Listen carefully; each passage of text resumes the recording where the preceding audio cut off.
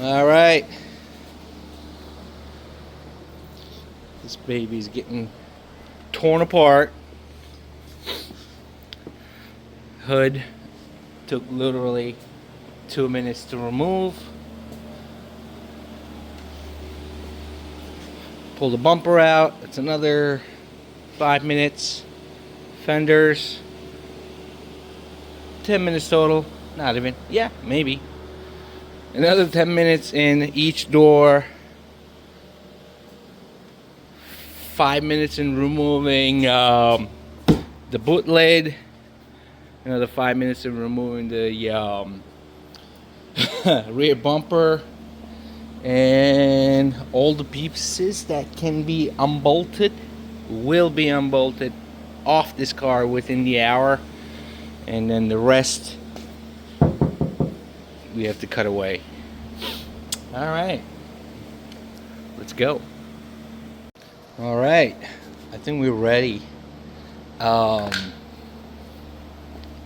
Pretty sure I can cut more. I can cut a lot more, but this is what I think is going to be just fine.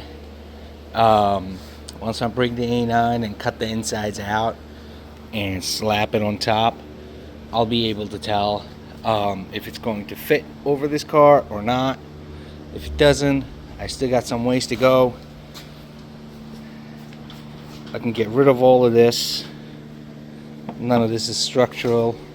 None of this is structural. This is just to hold the mud guard or whatever would be that. That's also not structural. What's structural is on the inside that ties to the door jamb.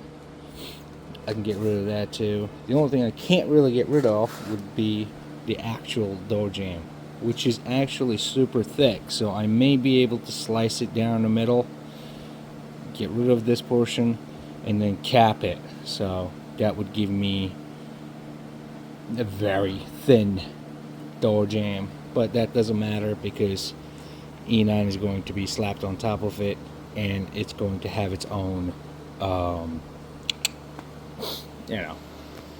rockers that will tie to the inner one of this, so it'll be very rigid. This, can't do much about this. Obviously I'll be chopping all this, not that big a deal. I'm trying to keep this car as original and as convenient as possible, so I'm probably going to be able to use the windshield washer fluid reservoir. I love the fact that it's underneath the fender. So yeah, this is not going to be a deal because we got like, I don't know, 13-14 inches up front, which is about the same space the E9 has. Same deal here. Aha! So the interior, I am 99.9% sure I'll be able to keep, because this is nothing. This is nothing. I'm probably going to end up having a lot of room on the edges. This should fit on the inside of an E9, no problem. So yeah, come at it, open the door, and then you close it. Because once you open the door, you're gonna be like, what is going on the inside of this E9? Holy crap. I'm gonna end up doing something super nice transitional. As for the interior, I may be able to use the original door cards, the door panels, with all the guts on the inside.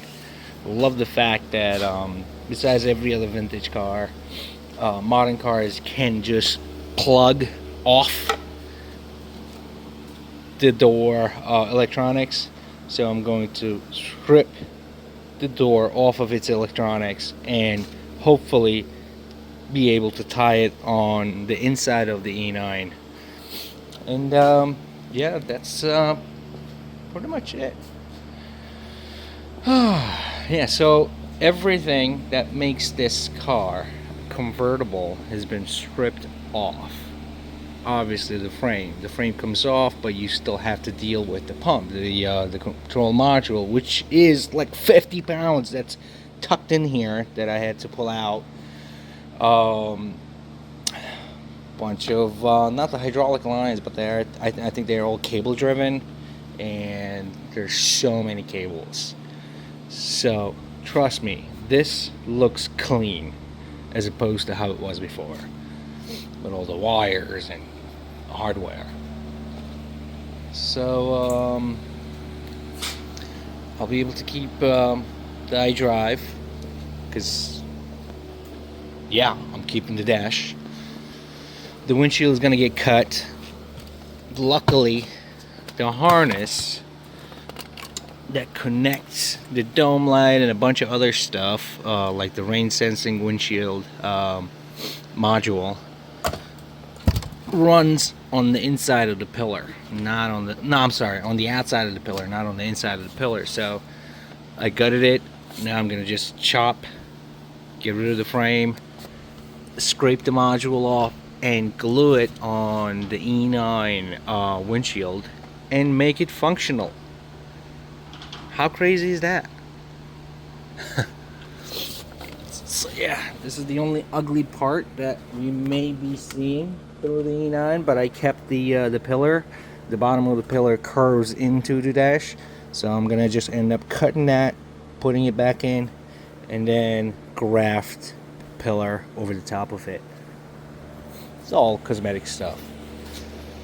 Yeah. Let's see what happens. Signing out.